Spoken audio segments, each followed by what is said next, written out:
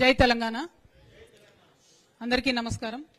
Media మిత్రులందరికీ కూడా ప్రత్యేక ధన్యవాదాలు.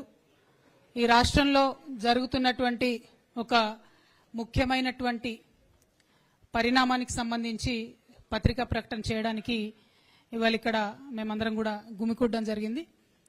ప్రత్యేకించి వేదిక మీద ఉన్నటువంటి రిటైర్డ్ హైకోర్టు జస్టిస్ గారు చంద్రకుమార్ గారికి, ఆర్మీ మేజర్ మదన్ మోహన్ గారికి, ప్రసాద్ గారికి ఆల్ ఇండియా ఫార్వర్డ్ బ్లాక్ నుంచి, తెలంగాణ విఠల్ గారు సీనియర్ సోషల్ యాక్టివిస్ట్ గారికి, అనురాధ మేడం గారు ఇఫ్టు నుండి, ప్రొఫెసర్ నాగం కుమారస్వామి గారికి HOD political science Palamuru university గారికి, ప్రొఫెసర్ రామయ్య యాదవ్ గారు హెచ్ఓడి సోషియాలజీ ఉస్మానియా యూనివర్సిటీ గారికి, సుంకర్ నరేష్ గారికి హైకోర్టు అడ్వకేట్, శ్రవణ్ గౌడ్ గారు హైకోర్టు అడ్వకేట్, నూర్ జహాన్ గారు హైకోర్టు అడ్వకేట్, ఆకాష్ కొల్లూరు గారు సీనియర్ జర్నలిస్ట్, అట్లానే క్రాంతి గారు అని ఇంకొక సీనియర్ జర్నలిస్ట్ గారు వారు ఖమ్మంలో ఉన్నారు ఆల్రెడీ.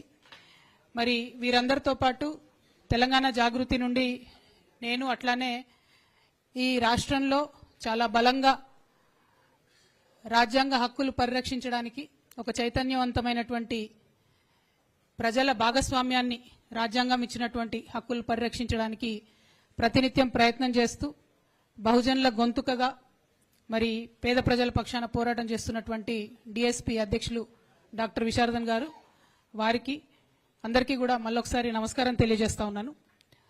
మీ అందరికీ తెలుసు, ఈ రాష్ట్ర ప్రభుత్వం అత్యంత దారుణంగా ఖమ్మంలో వెలుగుమట్లలో ఎటువంటి నోటీస్ లేకుండా, ఎటువంటి ఆధారం లేకుండా, ఎటువంటి హెచ్చరిక లేకుండా మరి 750 మంది పేద ప్రజల ఇండ్లు కూలగొట్టిన నేపథ్యంలో ఆ పరిస్థితిని, ఆ దయనీయమైన పరిస్థితిని గమనించినటువంటి డిఎస్పీ పార్టీ, అట్లానే తెలంగాణ జాగృతి సంయుక్తంగా చేసినటువంటి పోరాటంతో దిగి వచ్చినటువంటి ప్రభుత్వం అదే చోట అక్కడే ఇల్లు కోల్పోయినటువంటి 300 మంది పేదవారికి పట్టాలు ఇస్తామని ఒప్పుకోవడం డెఫినెట్ గా ఈ రాష్ట్రంలో ప్రజాస్వామ్యం ఉంది, ప్రజా పోరాటాలకు గెలుపు తప్పకుండా లభించి తీరుతుందనడానికి ఉదాహరణగా నేను భావిస్తా ఉన్నాను.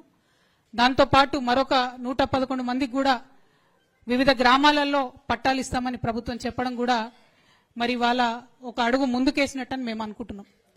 కాకపోతే ప్రభుత్వం కూలగొట్టింది 750 మంది ఇండ్లు, ఇస్తామని చెప్పింది 411 మందికి. అందులో అనేకమైనటువంటి అభ్యంతరాలు వ్యక్తమవుతా ఉన్నాయి. అనేక మందికి ఇంకా కూడా మాకు అన్యాయం జరిగిందనేటటువంటి భావన మాకు రిపీటెడ్గా క్షేత్రస్థాయి నుంచి వస్తున్నటువంటి సమాచారం ద్వారా మేము తెలుసుకున్నాం. ఆ తర్వాత డాక్టర్ విశారదన్ గారు మళ్ళీ ఒకసారి నిన్న ఖమ్మంలో మరి పరిస్థితి ఏంటి, ఇట్లా జరుగుతుందని తెలుసుకోవడానికి వెళ్ళినప్పుడు వారిని నిన్న కూడా మళ్ళీ అరెస్ట్ చేసి, నిన్న కూడా డే అంతా నిర్బంధించి, అక్కడ కలెక్టర్ గారు కనీసం అపాయింట్మెంట్ ఇవ్వకుండా, జాయింట్ కలెక్టర్ గారు కనీసం అపాయింట్మెంట్ ఇవ్వకుండా అన్యాయంగా మరి అసలు జరుగుతున్నది ఏంటి, ఈ ప్రొసీజర్లో క్లారిటీ ఏంటి అనేటటువంటి పారదర్శకత లేకుండా, ట్రాన్స్పరెన్సీ లేకుండా ఎందుకు ప్రభుత్వం వ్యవహరిస్తుందనేది అర్థం కానటువంటి విషయం. మరి ఏ ప్రభుత్వమైనా డెమోక్రసీలో ట్రాన్స్పరెన్సీ అనేది అత్యవసరం కాబట్టి ఆ ప్రభుత్వం నుంచి ఈ క్లారిఫికేషన్ రాబట్టాలన్న ఉద్దేశంతో మరి మేము ఆలోచిస్తున్నటువంటి సందర్భంలో జస్టిస్ చంద్రకుమార్ గారిని మేము సంప్రదించడం జరిగింది. వారిని సంప్రదించిన మేరట అట్లనే ఈ సమాజంలో చాలా నిస్వార్థంగా పనిచేస్తున్నటువంటి అనేక మందిని కూడా మరి ఈ సమస్యను వివరించినప్పుడు వారందరి నుంచి వచ్చినటువంటి రెస్పాన్స్ ఒకటే. ముఖ్యంగా జస్టిస్ చంద్రకుమార్ గారు మీకు తెలుసు, మన రాష్ట్రంలో అనేక రోజుల నుంచి పోరాటం చేస్తున్నారు. ఆర్మీ మేజర్ మదన్ మోహన్ గారు వారు చెన్నై నుండి ఉన్నారు. ఈ సంఘటన అంతా చూసి స్పందించి మరి అసలు ఈ విషయం ఏంటి మేము కనుక్కుంటాము అని చెప్పి వారు మమ్మల్ని కోరినప్పుడు మేము ఇంట్రెస్ట్ ఉన్నటువంటి వాళ్ళందరినీ కూడా మరి ఈ విషయం కనుక్కోనండి అని చెప్పి మేము వారిని సంప్రదించడం జరిగింది. ఆ తదుపరి కార్యాచరణ తీసుకొని మరొక కమిటీగా వాళ్ళందరూ కూర్చొని ఏర్పాటు చేసుకున్నారు. అందరూ కూడా చాలా సీనియర్స్, అందరూ కూడా జర్నలిస్టులు, లాయర్లు, professors, retired high court judge, army major గారు, వీరందరూ కూడా ఇవాళ మన తెలంగాణ పేదల పక్షాన నిలబడడానికి రావడం, వారి వారి ఉద్యోగాలు చేస్తూ వారు సమయం ఇవ్వడం అన్నది నిజంగా కూడా వారు నేను మనస్ఫూర్తిగా అభినందనలు తెలియజేస్తున్నాను, ధన్యవాదాలు తెలియజేస్తా ఉన్నాను. ఎందుకంటే వారి సమయాన్ని వెచ్చించి ఈ తెలంగాణ పేద ప్రజలకు ఏదో చేయాలని వారు అనుకోవడం అన్నది నిజంగా కూడా ముదావహం. మరి దాన్ని ఆహ్వానిస్తూ వారికి ప్రభుత్వం సంపూర్ణంగా సహకరించాలని ఈ సందర్భంగా నేను డిమాండ్ చేస్తా ఉన్నాను. నిన్న ఒక పొలిటికల్ పార్టీ అధ్యక్షుడిగా పోనీ విశారదన్ మహారాజ్ గారికి కలెక్టర్ గారు కలవలేదు అంటే ఒకంత అందులో న్యాయం ఉంది. కానీ రేపటి నాడు ప్రజల పక్షాన ఒక సిటిజన్స్ ఫోరం పక్షాన వెళ్తున్నటువంటి వీరందరికీ అక్కడ ఉన్న అధికారులంతా కూడా సంపూర్ణంగా సహకరించాలని చెప్పి కూడా నేను మనస్ఫూర్తిగా కోరుకుంటూ ఉన్నాను. అల్టిమేట్ గా నేను కోరేది ఒకటే, ప్రభుత్వం ప్రజా పోరాటాలకు దిగి వచ్చి 300 మందికి ఇండ్లు ఇస్తామని చెప్పింది. కానీ దాన్ని సంపూర్ణ న్యాయం జరగాలి. డిసెంబర్ 9 నాడు గృహప్రవేశం అని చెప్పారు. ఈ 8 నెలల కాలంలో మరి ఆ పేద ప్రజలు ఎక్కడుంటారు, వారికి సంబంధించినటువంటి హౌస్ రెంట్ ఏంది, స్కూల్ ఖర్చులు ఏంది, జరిగినటువంటి నష్టానికి పరిహారం ఏంది, ఇటువంటి అనేక అంశాలు కూడా మా ముందున్నాయి. కాబట్టి వీటినంతా కూడా కంప్లీట్ గా సంపూర్ణంగా ఈ ప్రజలకు న్యాయం జరిగేంత వరకు మేము ప్రయత్నిస్తాం. మరి కమిటీగా ఏర్పడి వెళ్తున్నటువంటి వారికి కూడా అక్కడ ఉండేటటువంటి స్థానికంగా జాగృతి కార్యకర్తలు అందరూ కూడా సహకరించాలని కోరుతూ, అందరికన్నా ముఖ్యంగా ప్రభుత్వం సహకరించాలని చెప్పి నేను డిమాండ్ చేస్తా ఉన్నాను. మరి ఈ సందర్భంగా డాక్టర్ విశారదన్ గారిని మాట్లాడవలసింది కోరుతున్నాను. మీడియా మిత్రులందరికీ నమస్తే. రాష్ట్రంలో జరుగుతున్న పరిణామాలన్నీ మీ అందరూ చూస్తున్న విషయమే. వెలుగుమట్ల భూబాధితులకు సంబంధించినటువంటి ఆద్యంత పోరాటం అది ఎక్కడి నుంచి మొదలైంది, ఆ పోరాట పరిణామం అంతా జర్నలిస్ట్ మిత్రులంతా చూస్తున్నారు. అందులో ప్రధాన 1-2 ఘట్టాలతో మీకు ఒక 3 మినిట్స్ చెప్పి ముగిస్తాను.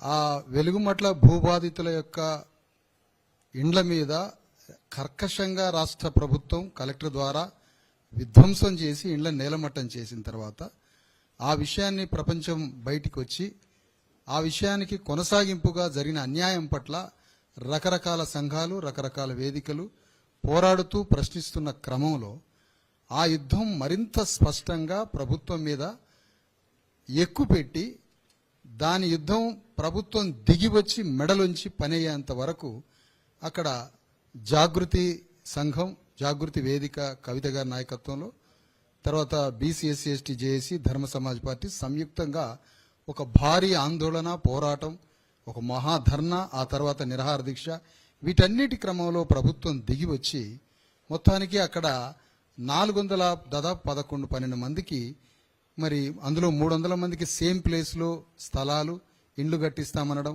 75 గజాల్లో, మరొక 111 మందికి బయట ఎక్కడో వారు ఉన్న గ్రామాల్లో స్థలాలు ఇస్తామన్న దాకా వచ్చి ఆ డిస్ట్రిబ్యూషన్ కూడా జరుగుతున్నట్టుగా తెలుస్తా ఉంది. ఇక్కడ మేము కోరేది ఏంటంటే 746-750 మంది ఆ భూదాన భూమిలో నివాసాలు ఏర్పాటు చేసుకున్నారు.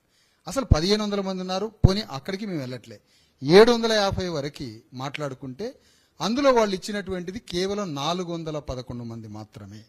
ఇంకా 350 పైన అక్కడ బాధితులకి న్యాయం జరగాలి. జరిగిన న్యాయం కూడా అసంతృప్తిగా, అసంపూర్ణంగా జరిగింది. అందులో 75 గజాలకే పరిమితం చేశారు. రెండవ విషయం, ఆ 75 గజాల్లో పరిమితం చేస్తూ ఆ కూలిపోయిన ఇండ్లకి 30 లక్షలతో కట్టుకున్న వాళ్ళు, 5 లక్షలతో కట్టుకున్న వాళ్ళు, 10 లక్షలతో రకరకాలుగా ఉన్నారు. వాళ్ళకి 5 లక్షల రూపాయలే ఇచ్చి వాళ్లతో ఇండ్లు కట్టించే ప్రభుత్వం చెబుతా ఉంది. మేము కోరేది ఏంటంటే అది 100 గజాల దాకా స్థలం ఇవ్వాలి. 750 మందికి అక్కడే 100 గజాల స్థలం కేటాయించి వాళ్ళ కూలిపోయిన ఇండ్లకి విలువకు తగ్గట్టుగా భవనాలు, ఇండ్లని నిర్మించి అక్కడ ఆత్మగౌరవంతో 750 మందికి అదే స్థలంలో ఆత్మగౌరవంతో వాళ్ళకి పట్టాలిచ్చి భవనాలు కట్టించి సకల సదుపాయాలతో రోడ్లు, facilities, current, water, everything sanitation కల్పించి అక్కడే వాళ్ళని సెల్ఫ్ రెస్పెక్ట్గా నిలబెట్టాలనేది మా స్థూలమైన డిమాండ్ మాది. ఆ డిమాండ్ క్రమంలో ప్రభుత్వం తత్తరపాటుతో, తొందరపాటుతో, సమన్వయం లేకుండా, పారదర్శకత లేకుండా, ఏదేదో ఇలాంటి సమన్వయం లేకుండా, డిస్ట్రిబ్యూషను, ఫెయిర్ ట్రీట్మెంట్ లేకుండా వాళ్ళకి ఆ విధంగా 300 మందికే ఇవ్వడం, 100 మందికి ఎక్కడెక్కడో వేరే వేరే గ్రామాల్లో ఇవ్వడం, పని చేసుకోవడానికి తమ స్వగ్రామాలను వదిలిపెట్టి ఖమ్మంలో స్థిరపడి పిల్లల్ని స్కూల్లో చేర్పించిన వాళ్ళకి వాళ్ళ ఇండ్లు కూలగొట్టి వాళ్ళ స్వగ్రామంలో మళ్ళీ స్థలం ఇవ్వడం ఏంటి? ఎంత అసంబద్ధమైన విషయం. పోనీ ఆ 300 మందికి 75 గజాలే ఇవ్వడం ఏంటి? కూలిపోయిన 30 లక్షలు కట్టుకున్న ఇంటికి 5 లక్షల రూపాయలు ఇస్తామనడం ఏంటి? ఇది మొత్తం డిసెంబర్ 9వ తారీఖు ఇస్తే ఈలోపు వీళ్ళ బ్రతుకు తెరువు ఏంటి? వీళ్ళ తిండి ఏంటి? వీళ్ళ పని ఏంటి? వీళ్ళు ఎక్కడ ఉండాలి? ఎక్కడ బతకాలి? ఖమ్మంలో వాళ్ళ షెల్టర్స్ని ఖాళీ చేయించారు. ఈ 700 కుటుంబాలు ఎక్కడ ఉండాలి? ఈ క్వశ్చన్ అందరూ ఆలోచించాలి. ఈ 700 ఫ్యామిలీస్ డిసెంబర్ 9 ఇండ్లు కట్టించేంత వరకు ఎక్కడ బ్రతకాలి? వాళ్ళ పిల్లలు ఎక్కడ చదవాలి? వాళ్ళ తిండి, బట్ట, ఆరోగ్యం, నివాసం ఎక్కడా? దీని పట్ల గవర్నమెంట్ ఇంతవరకు క్లారిటీ లేదు. ఇది ఎంత అన్యాయం. ఒక కలెక్టర్కి ఈ మాత్రం ట్రాన్స్పరెన్సీ, హ్యూమన్ కైండ్ లేకపోతే 700 కుటుంబాలు ఎట్లా బ్రతుకుతాయి? ఇది ప్రధానమైన విషయం. తర్వాత ఈ 20 రోజుల నుంచి వాళ్ళ లైవ్లీహుడ్ ఏంటి? ఎక్కడ బతికారు? ఎక్కడున్నారు? దాని కాంపెన్సేషను, ఇళ్లు కట్టించేంత వరకు కాంపెన్సేషను, మొత్తంగా ఇది మెట్లు దిగి ప్రభుత్వం ఈ మాత్రం చేసింది ఓకే, బాగానే ఉంది. కానీ ఆ చేసేదేదో సంపూర్ణ న్యాయం చేయండి.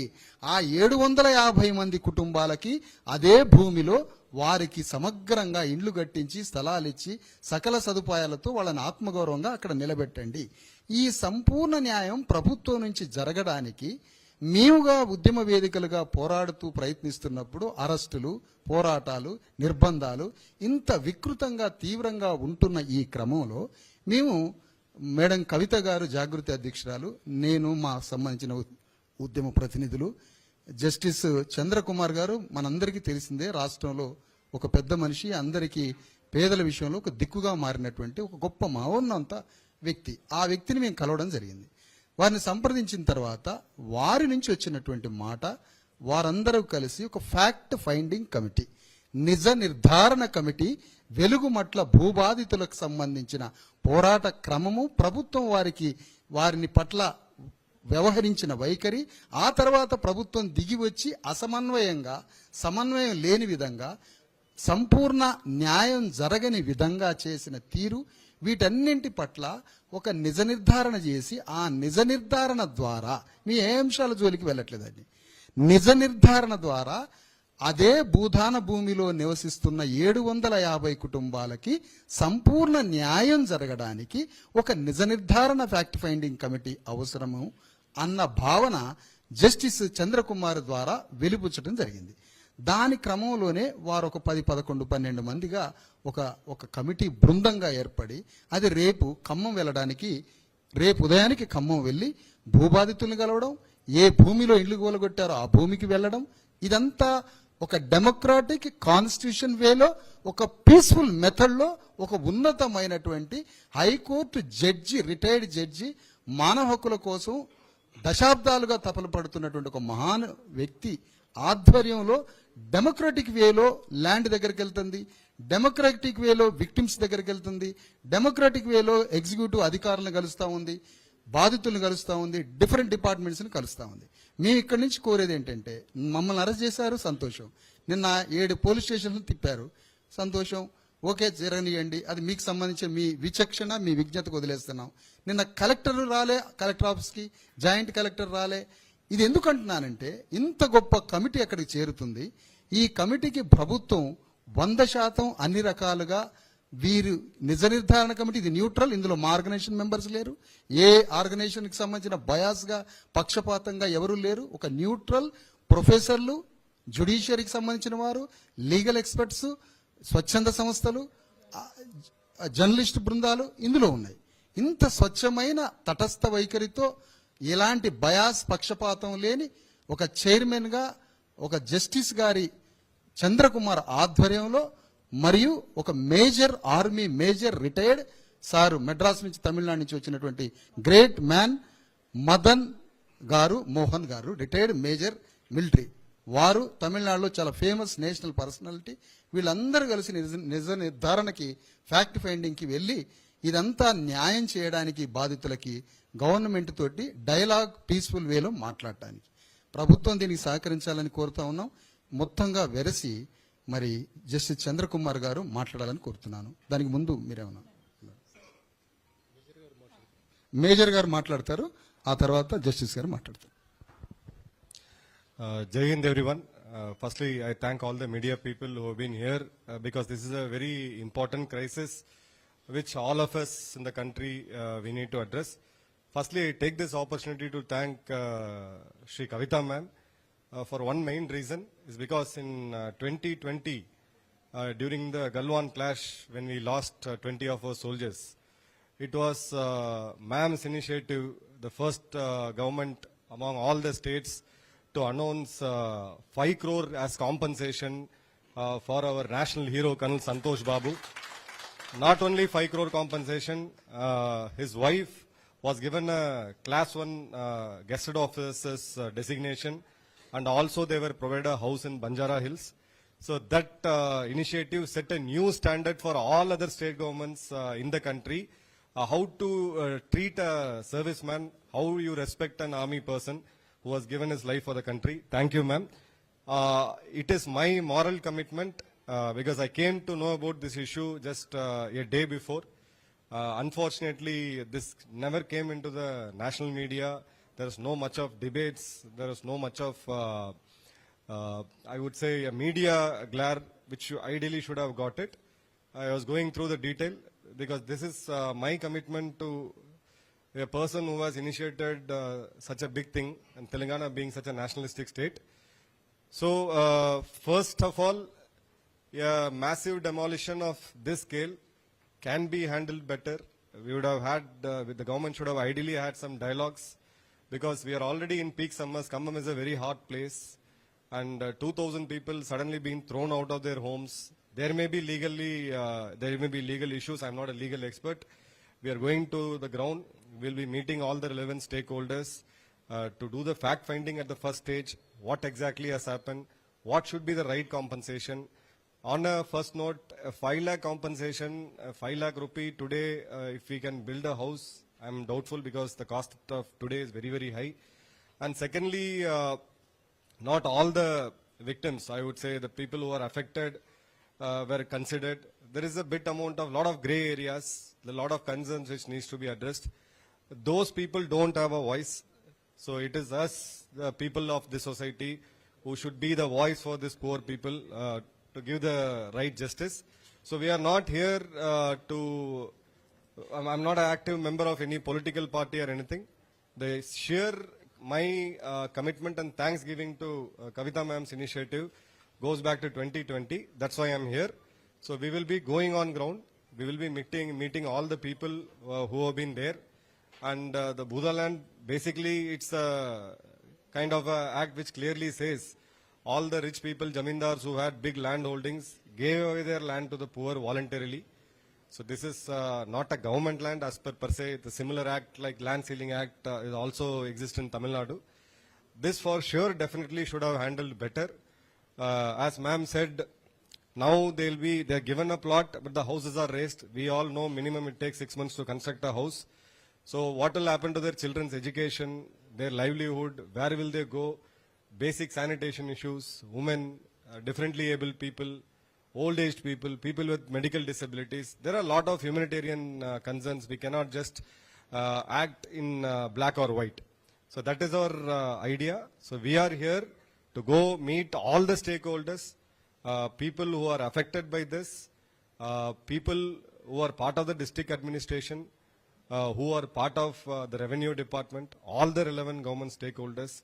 And this will not only act as a fact-finding committee, this will take it to the conclusion. We will help them, we will assist them, we will facilitate them, we will monitor this, and to the best possible time limits with a very short span, we will try to settle this issue amicably and make sure that none of this state, because end of the day, we can't let our own citizens be refugees in our own place, for whatever reason it may be. There may be encroachments, there may be practically many other issues, but there are a lot of court rulings to it. A lot of such encroachments are there in Delhi, if you go to Delhi in bank of Yamuna River. But there is a regularization plan, there is an amnesty scheme. So those things have to be dealt with, not brutal force of massive police and bulldozers going in. So anyway, whatever happened has happened, unfortunate. It should never happen again. So we as a committee are meeting all of them for the first time. We will go on ground. We will keep you all posted. and I request your humble support in getting this issue amicably settled. Thank you all. Jai Hind. గౌరవనీయులు justice Chandrakumar గారు మాట్లాడవలసింది కోరుతాం. వేదిక మీద ఉన్నటువంటి పెద్దలందరికీ కూడా నమస్కారం. అదేవిధంగా media మిత్రులకు, ఇక్కడ సమావేశంలో ఉన్నటువంటి ప్రతి ఒక్కరికి కూడా నా హృదయపూర్వకమైనటువంటి నమస్కారాలు. ప్రపంచంలో ఎక్కడైనా కానివ్వండి, మేధావులు, ఆలోచించేవాళ్ళు, యువతరం, విద్యార్థులు ఎప్పుడైతే కళ్ళు తెరుస్తారో అప్పుడే సమాజంలో కొంత మార్పు అనేది జరుగుతున్నారు. ఎక్కడైతే సత్యం తెలిసిన తర్వాత కూడా చూసి చూడనట్లు ఊరుకుంటారో, నిర్లిప్తంగా ఊరుకుంటారో, అక్కడ సమాజంలో సమస్యలు అట్లనే ఉంటాయి.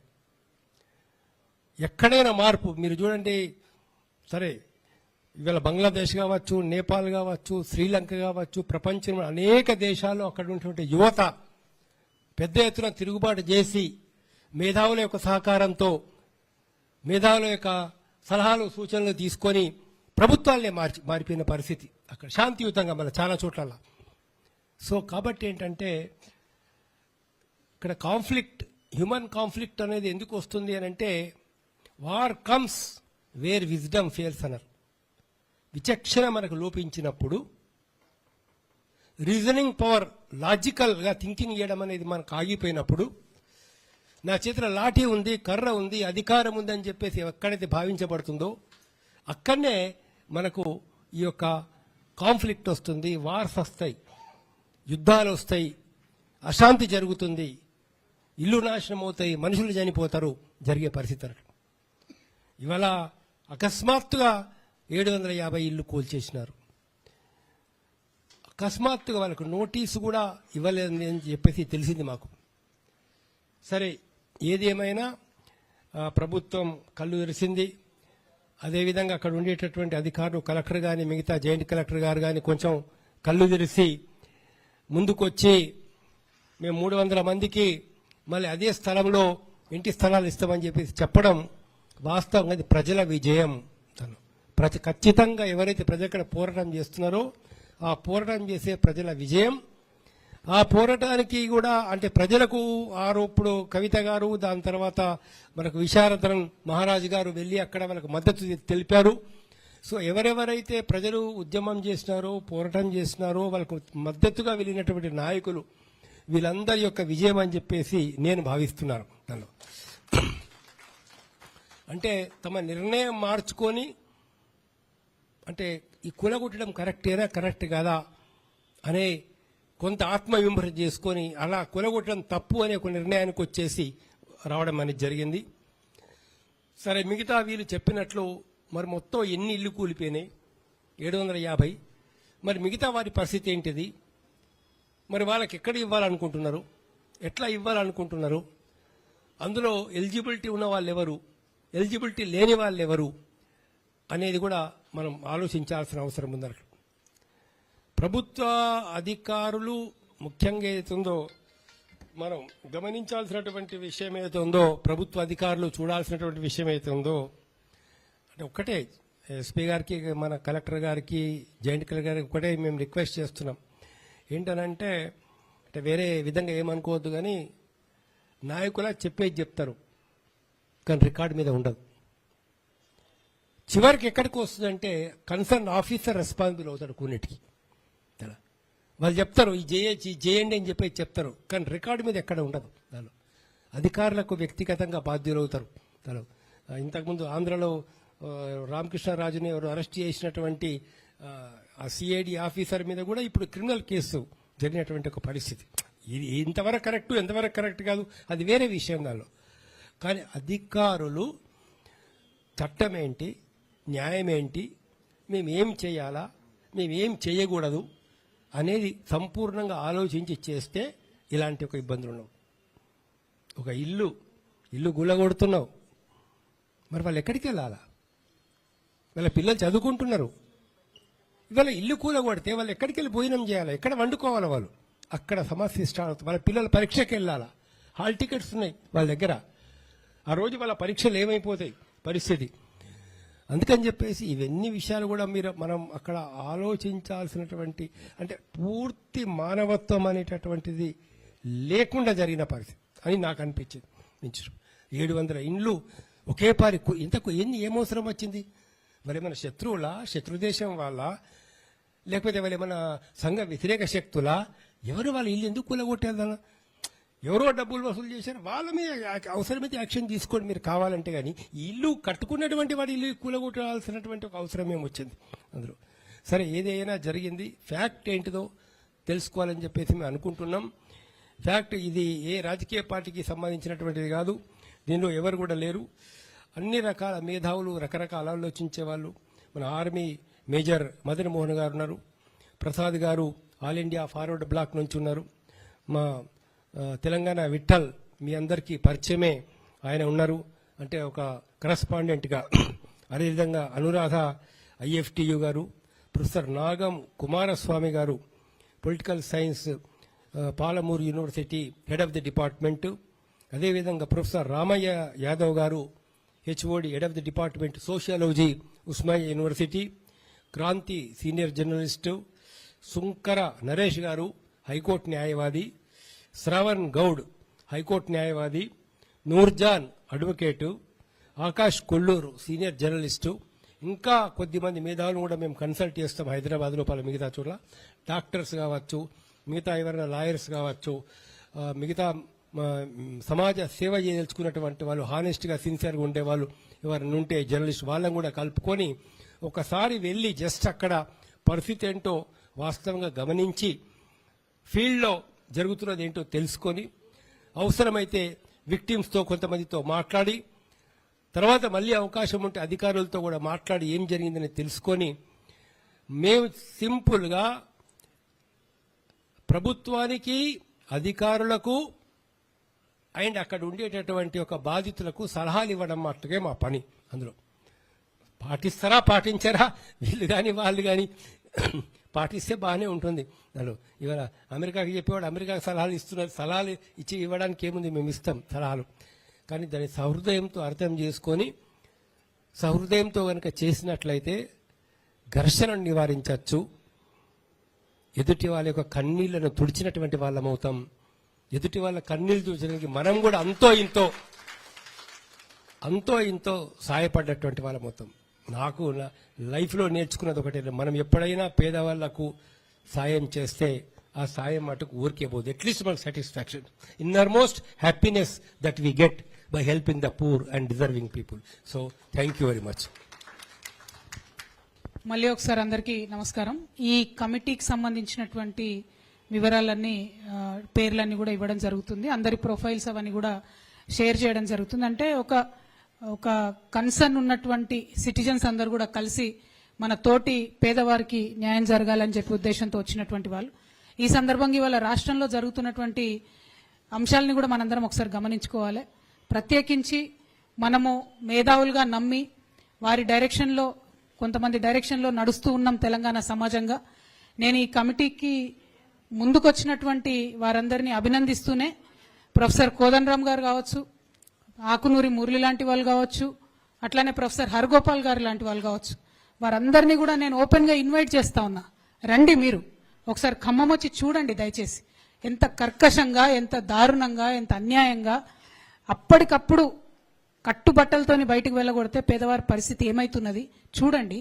చూసి ప్రభుత్వానికి మీరు కూడా సలహాలు, సూచనలు ఇవ్వండి. నేను డాక్టర్ విశారదన్ గారు పోతే మమ్మల్ని అరెస్ట్ చేసి జైళ్లలో పెడుతున్నారు.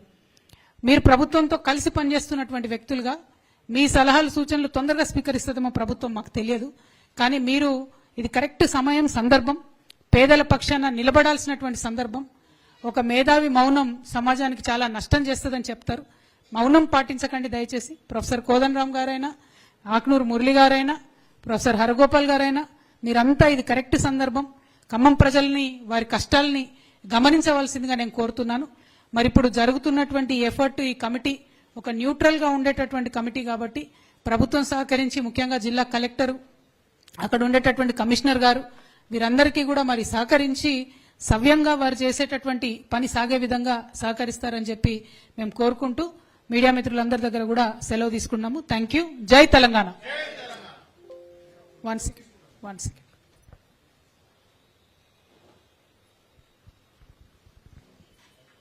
ఈరోజు